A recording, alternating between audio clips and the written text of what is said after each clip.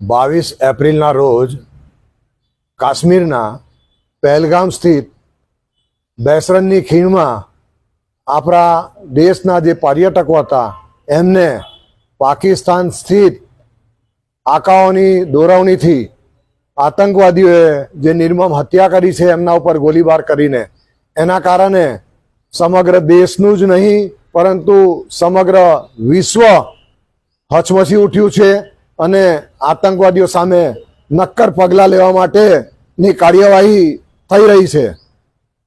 ભારત દેશમાં ગૃહ મંત્રાલય તરફથી પણ આવતીકાલે 7મી મેના રોજ ભારતના અલગ અલગ રાજ્યોમાં એ ઉપરાંત ગુજરાતમાં પણ અલગ અલગ શહેરોમાં અને એમાં ભરૂચમાં પણ આવતીકાલે મોક ડ્રીલ યોજાશે.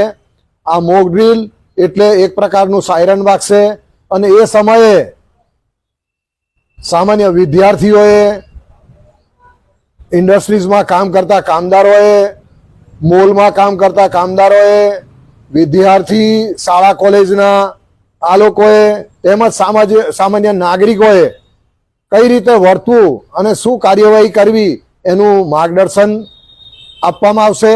અને મોકડ્રીલ વખતે જે સાયરન વાગશે એ સામાન્ય સાયરનો કરતાં એની અલગ પ્રકારની ડેસિબલ એની ક્ષમતા હશે 120 થી 140 અને એમાં પણ આ સાયરનની ગતિ ધીરે ધીરે વધતી રહેશે અને ધીરે ધીરે ઓછી થતી રહેશે.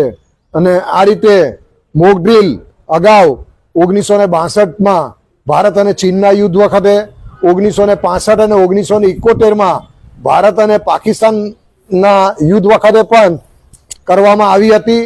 અને એવી જ સ્થિતિ મોક ડ્રીલ વખતે આવતીકાલે કઈ રીતે પબ્લિકે વર્તવું એનું પણ આ મોક ડ્રીલ પહેલા એવું માર્ગદર્શન આપવામાં આવશે.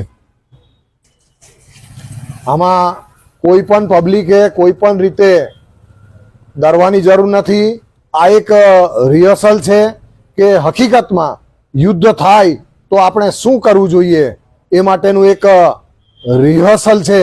એટલે આ એના માટે દરેક નાગરિકે પ્રોપર રીતે આનું અધ્યયન કરવું જરૂરી છે.